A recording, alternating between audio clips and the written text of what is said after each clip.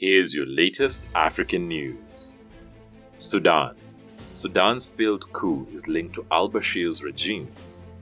Sudanese authorities reported a coup attempt on Tuesday by a group of soldiers but say the attempt failed and the country's ruling council and military remain in control. The development underscored the fragility of Sudan's path to democracy, more than 2 years after the military's overthrow of longtime autocrat Omar al-Bashir amid a public uprising against his 3-decade rule. Sudan's state-run television called on the public to counter the coup attempt but did not provide further details. A military official said an unspecified number of troops from the armored corps were behind the attempt and they tried to take over several government institutions but were stopped in their tracks. He said they had aimed to seize the military headquarters and the state television. Prime Minister Abdallah Hamdok blamed remnants of al-Bashir's government for the coup attempt, describing it as an effort to undermine Sudan's democratic transition.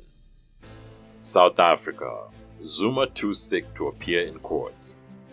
South Africa's former president Jacob Zuma has failed to appear at a high court in Pietermaritzburg for the resumption of his corruption trial. His lawyer has told the judge that Mr. Zuma could not attend for medical reasons. He is facing 16 counts of fraud and racketeering related to an arms deal in the 1990s. Mr. Zuma denies the charges, insisting they are politically motivated. The 79-year-old is already serving a 15-month sentence for failing to testify in a separate corruption inquiry. He was recently granted medical parole and is recovering from surgery. His arrest sparked a wave of violence in which more than 300 people were killed. Burundi. Burundi's government vows to probe deadly terrorist grenade blasts. Burundi on Tuesday vowed a thorough investigation into a series of deadly terrorist grenade blasts that hit the economic capital Bujumbura. The attacks late on Monday followed a deadly grenade explosion in a bar in the capital Gitega on Sunday and a series of mortar shells fired on Burundi's international airport on Saturday night. The Interior Ministry said in a statement that 2 people were killed and some injured when still unidentified terrorists hurled grenades in a Bujumbura parking lot and near a market on Monday night. The ministry said it condemned the barbarities of the blast and pledged a thorough investigation to put the nameless terrorist out of action. There are no claims of responsibility for the grenade attacks. South Sudan. Kiir appoints more MPs, fulfills peace deal for legislature composition.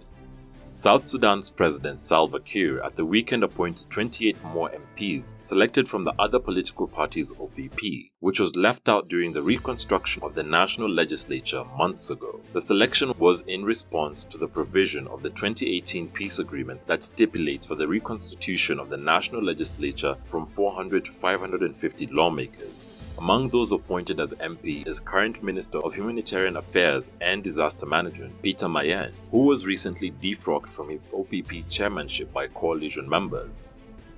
South Africa. South Africa plans the next phase of a new 2,500 megawatt nuclear plant.